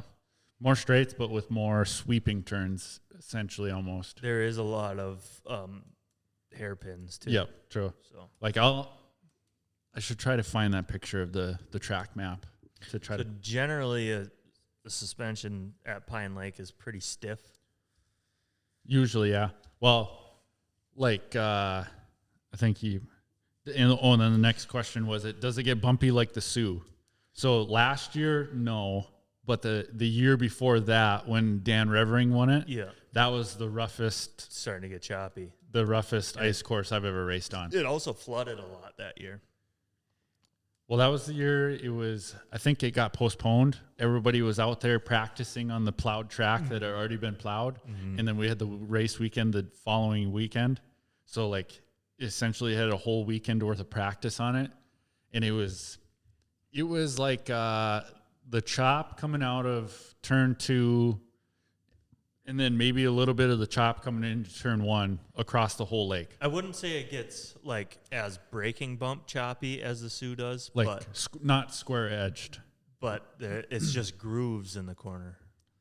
Grooves carved out in the corner. Yeah, and then like that was Nate blew out the belly pan on the ZR440 from hitting one of them square edge bumps out there. So it was that was the roughest course I'd raced on. And that's where Dan Revering, his sled just handled better in the bumps than mine. Like when he passed me, it was like he just went through a choppy corner and I was like, oh man, that looked good. there is ice heaves, so like when me and Colin would get going on a straight and he would hit the ice heave right on square edge, and it would raise him up in the air and then come back down. So it does get kind of choppy, but there's only really not as many that factor in as like what the Sioux does. No, but it's not going to be big bumps, but it's just going to be kind of a bunch of little chatter. Yeah. Like I remember riding that track like the next day after the race was over, and like riding it, it's like there's not a single like smooth part on this track. But then last year is it's lake dependent because last year it froze just perfectly flat. Yeah. So like it still got choppy for our pro stock final at the end there in a few spots, but other than that, it was really, really smooth. Like I'd say it maintained lap 100 worth at the Sioux kind of choppiness. Yeah, I would say that was as worst as it would get last year. I'd say that was a good answer. I just remember Ben Yort. It was his first time racing, and he was like, "This is my first time racing. I got to race on this choppy shit. This is this is nuts." Yeah, it did. Yeah, Kyle, it did flood and then refroze really jagged. But you remember that like 100-yard stretch coming back out of the cattails towards the finish line? Yep. It flooded, and it was smooth, but it was just watery. Yep. That was the first. Okay, I remember it now. That was the first year we did the ZR440 race. Yep. And there was a handful of people that were going to race it, but they kind of backed out because the lake was so rough. Yeah. So like, yeah, it was rough that year. And then do you run minimum suspension, medium height, or more stock height?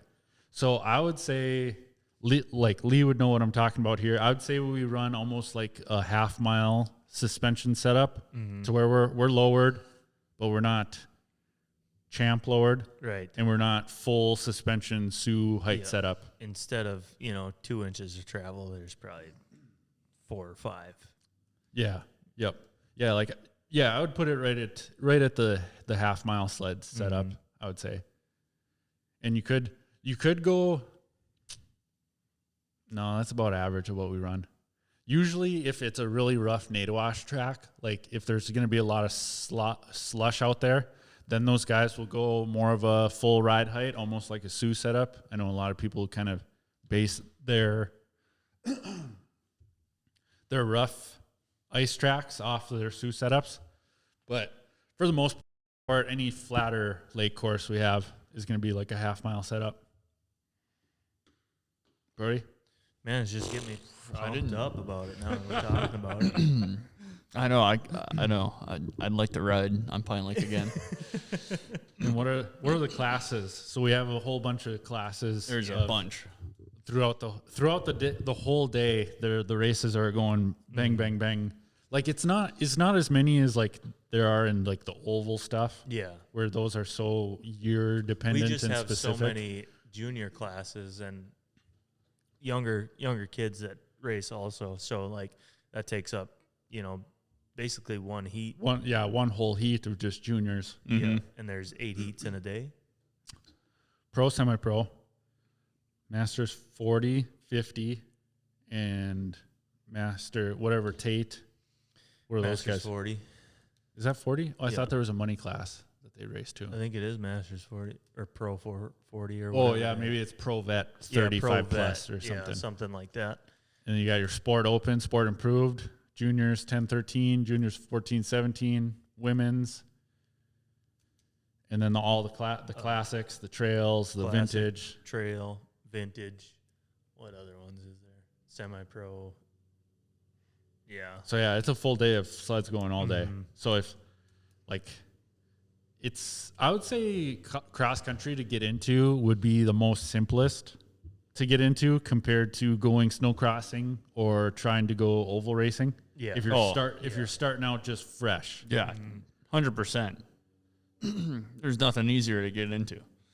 Because the heats, they take 30 minutes, Yeah. per heat. Yeah. And then that's by the time you have to get to staging, where an oval, there's 3 laps, and you have to be in staging probably 2-3 races ahead of time. Yeah. So it's Same like, with snowcross. You get 3 laps out there and yeah. So yeah, if somebody wants to try cross country racing for the first time, try any racing, try cross country racing. Because like they've talked about that on Motocross podcast, that GNCC is like on the up and up right now. Yeah. Just because the amateur motocross stuff is like so busy and so hectic that people are going out there getting their 4 laps and then they have to wait like another 3 hours for the next moto. Yeah. Where you can show up GNCC, do your 2-hour race, and then go home. Yeah. Yeah, it definitely sounds like a better deal. So yeah, Lee, say just an idea. Love the show. Awesome. Thank you. you. Thanks, Yeah. Lee and Heather. So yeah, hopefully we answer all your questions there, Lee. Or somewhat gave you a better baseline idea. Yeah. But I don't know, Pine Lake's the best. Yeah. It's getting me pumped up just thinking about it. It is freaking cool to think about. Yeah. I was mowing the lawn today in my tank top and shorts. Yeah, now I'm thinking about racing Pine Lake. Well, that's kind of usually the saying is like after the 4th of July, that's kind of when the season you Starts, can yeah. start thinking about. That's when the training gets a little harder. Yeah. Because I seen even just the Bunky page posted something about, Yeah. are you ready for 2025? Yeah. So everybody's kind of ramping up a little bit. Mm-hmm. Yeah, I'm pumped. It's going to be a good year, I think.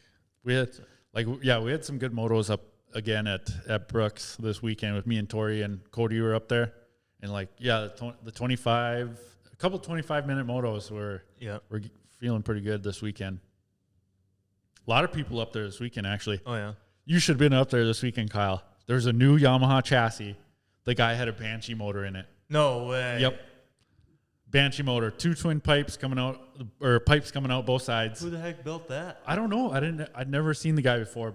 He looked good on it. He ran good for about 2 motos, and then he got pulled in. It broke down. No. Broke down, and then he hauled it away. God, that's sweet. I wish I would have seen it. Yeah, it was cool. If he would have not broke down, I was planning on going over and talking to him the next moto to take a picture of it, show it to you. That's sweet. But yeah, it was pretty cool. Yeah, Two that's strokes pretty for sweet. life. Just because it was in a modern chassis too, so Mm-hmm. it'd work. You'd imagine it'd work a little bit better. Mm-hmm. So yeah, that was pretty cool. Did you have any other questions, or was that kind of just your general base question? No. I think that I mean, if there's people listening about getting set up and wanting to try a cross country race, I mean, hopefully we can motivate more people to come and try it at least. Because it's something to do in itself, but since I've been doing it, it's just been working harder and harder to get better at it. So it's something that it's like a disease almost, or takes over. Yeah, it is like an infection because it's God, Yeah. a whole nother year until I'll be able to go as fast as I can Yeah. on a sled. Yeah. So talking about getting ready at the 4th of July, it's the middle of summer and we're prepping for it. So That's my thing. it's the only race I've ever done since I was like 7 years old. And it's like, God, this is what it's like pushing a vehicle to its limits and pushing myself to the limit too. Like, just bear with me here. Yeah. Yeah, it was so cool flying down Pine Lake, going wide open. It's like any other time in my life where I can just hold something wide open and scream and like, I'm going as fast as I can right now. Mm-hmm. And it's like, I'm hitting the brakes as hard as I can right now. Yeah, there's really nothing like it. No, like you don't drive a car like that. I don't drive my motorcycle like that. Like it's wide open or nothing. It's wide open and it's 100% throttle or 100% brake. Yeah, exactly. There's no in between. Yeah, there's no in between. You're pushing, and like when other time do you do that in your life? Mm-hmm. Like that's the thing for me, and like that's why I like it. The growth in the sport is pretty cool too, because like you can start out in the trail class. Oh yeah, like I did, and you can work your way up to a pro. Oh, yeah. Like look at Colin and I. You know, we were building vintage sleds when I was a teenager or whatever, and now we're at the level that we're at now, where it's like it takes every little bit of us, to like every part of our life, and it's like snowmobile is based around that pretty much. So yeah, now you're talking about doing pro open. Yeah. I mean, that's just like even talking about that years ago would have been just dumb, but now it's like okay, we could make something to. That's compete. Kind of what my thing was. Like 12-year-old me would never believe where we're at now. No, like even thinking about that, like even 18, 19, 20-year-old me would have never have guessed. No, not at all. Never would have thought of pro. Like the pro guys, watching those guys out there, they're like, holy shit, they're that's pro. Aliens. They're on another level. Exactly. And then now you're running up there in first. It's like, holy shit, is Gunner that good? Holy fuck. Yeah. It's weird. With like growing up, it's like, oh, that guy was fast on a sled. It's like, well, I want to be that guy. Yeah. Like I thought my ceiling was just semi-pro, like just top 3 semi-pro, top 5. No, go out and win it all. Yeah, hard work pays off, you guys. Yeah. And it's just something it's easy to get into too, but it just fucking takes a hold of you. Yeah, it gets its claws in you. And it's expensive. Yeah, true. Yeah. So that pulls the claws back out. But if you're just gonna do the baseline stuff, I mean, there's plenty of competition if you're looking to do it on a budget. I mean, look at my brother and I. Yep. You can do it on a budget. Like, like we're all doing it. You don't have to get a huge enclosed fancy trailer or a brand new sled or. Brother spent $800 on his machine, and he just won sport class on it at Nadawash. Yeah. So it's like, that's crazy. Mm-hmm. You can do it on a budget. Yeah. For sure. So, yeah, I think I paid $600 for my XE that I raced this year. Mm-hmm. So, yeah. Definitely go out and have fun and still compete. Oh, yeah. On a budget. So. If you're looking for something to do in the wintertime on the weekends. And God, I hope it's not 38 below again. Yeah. God. Oh, damn. It will be. It'll be colder. It might be. Every year, Pine Lake is on the coldest day of the year. It definitely was literally the coldest day of the year this year. It wasn't even close, too, because everything before and after that was warm. Like 3 or 4 years ago, it was like minus 60 with the wind chill. That's what it was this year. Yeah. Like it was.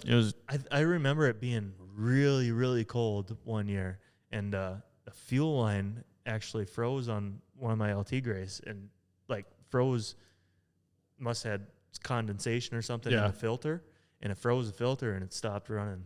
Huh. Yeah. So. Yeah. No, it's just it can be tough figure as hell out when too. it's going to be the coldest day of the year, and that's when Pine Lake will be. Yep. Pretty much. Okay, switching to motocross here. One our second. Fantasy. Yeah, that's what I was just looking at. Yeah.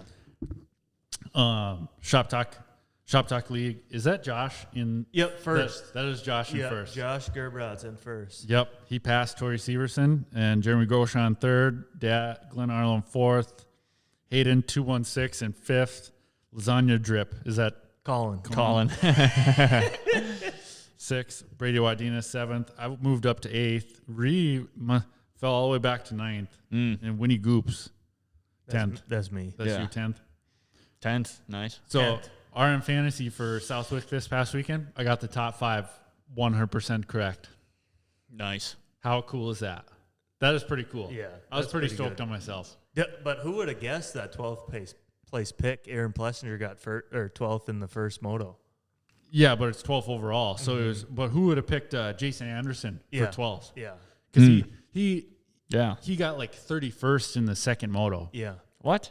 Yeah, because he went down right away and then was making his way up, and then something must happen again to where he got 31st. I put Christian Craig down. Yeah, I did too. Oh, you did? Me, Colin, and you all put Christian Craig as well. No, I don't think how anybody would have picked Jason Anderson. I got potential spam fucking Hook you up? No, we're not going to do that. Jesus. So yeah, Potential Josh is leading the league. Remember, people. Well, This Tori, is for a hat and a this shirt. is for a free hat and a shirt. It's a big deal. That is a big deal. Big deal. Oh, that reminds me, I got to get Josh a new shirt too. Oh, A new shirt. Yeah. Why? Oh. Tore it up? No. He'll know. He'll listen to this and he'll know. Okay. I don't want to say it because Yeah, off air. off air. well, yeah, bro, you won your 5K. Pretty Yeah. cool. First 5K I ever joined, and I won. And there was 10 people there, so it's not really a big Are you accomplishment. gonna do but more 5Ks? Or? probably not. Do you think you could do one a week? Because A there's a lot 5K? of 5Ks around here. I could. Well, he does a 5K every day for I- running. Yeah, I could. Yeah, I'd do over a 5K every day. So, but like I'm Saturday not comes down running to- them when I do them. Like I'm training for longer durations. But like if you train just for 5Ks, training would be totally different. And holy crap, It'd be a lot of sprinting. you could get a lot faster than what I did. What was your time? 21 minutes 16 seconds, and you could make that a lot faster if you actually trained for just short duration sprinting. Think if you would have had somebody to chase almost on how Yeah. much faster you could have ran it. yeah. Yeah. Like how cool would it be? Like, so after your marathon niche, like if you did 5Ks and like went to like the bigger 5Ks And actually trained for 5Ks. just tried gapping like 5K people. Yeah. That'd be. But 5K people are fast. Yeah, that's see, what I like, mean. They'll Yeah, it's- sprint the yeah.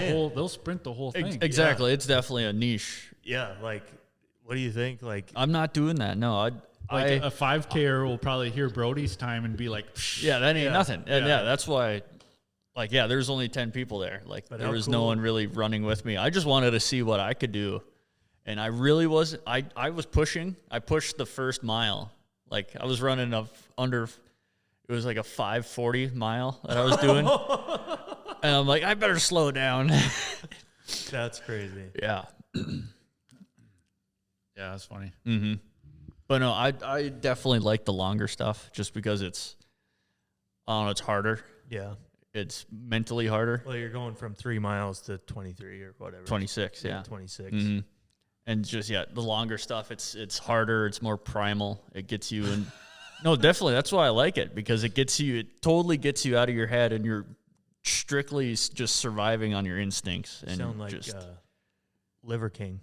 fuck that guy. I'm not taking steroids. Yeah. If Oh, I it'd be was sweet though. if I was taking steroids, I would be honest with you and say I'm taking steroids.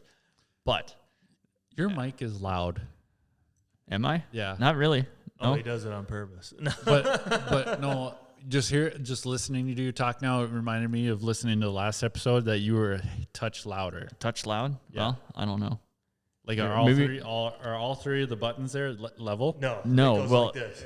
Well, yeah, he talks really loud. So do you, and I really don't. But maybe I'm just getting closer to the Yeah, mic. you need to turn yourself down and touch. Maybe I don't know. Now they're all I'm low. still under the cap of the volume levels. Noticed that you were a little louder than me and Kyle, like because you're just getting closer. Yeah, maybe I was getting. Well, we're we we're talking about running, and this is my subject. Yeah.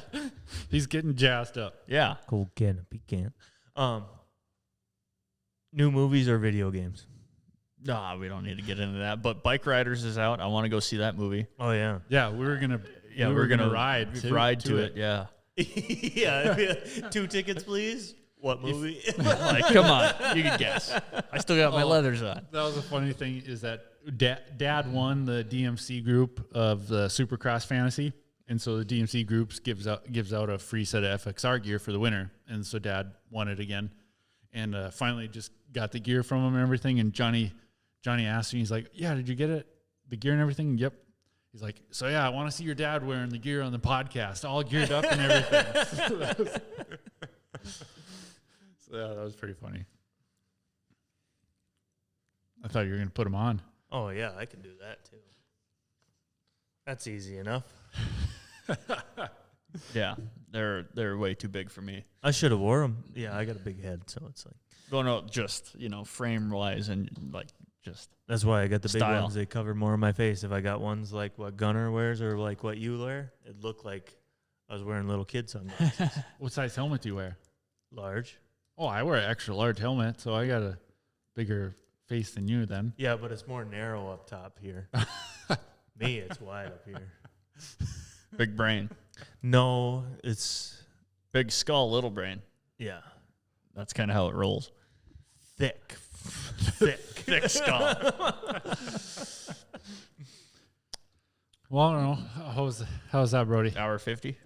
Hour 50? Yeah. Oh my yeah, God. we've been rambling on way too much, but it's fun. Yeah.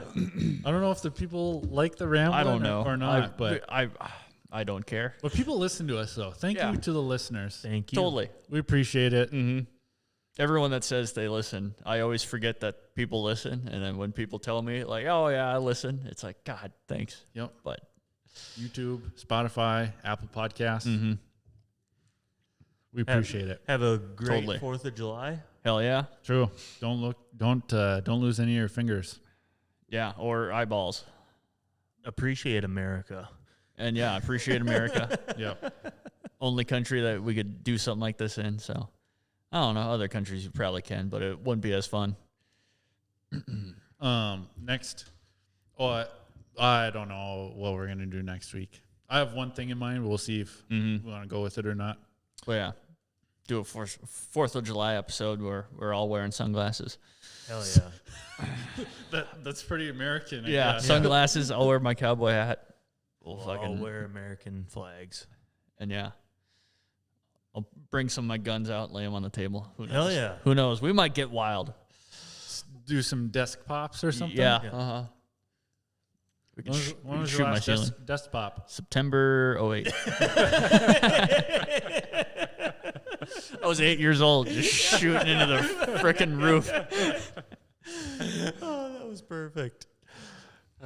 We can end on that. Yeah. Yeah. Awesome. All right. Thanks for listening. Thanks for watching. Yep.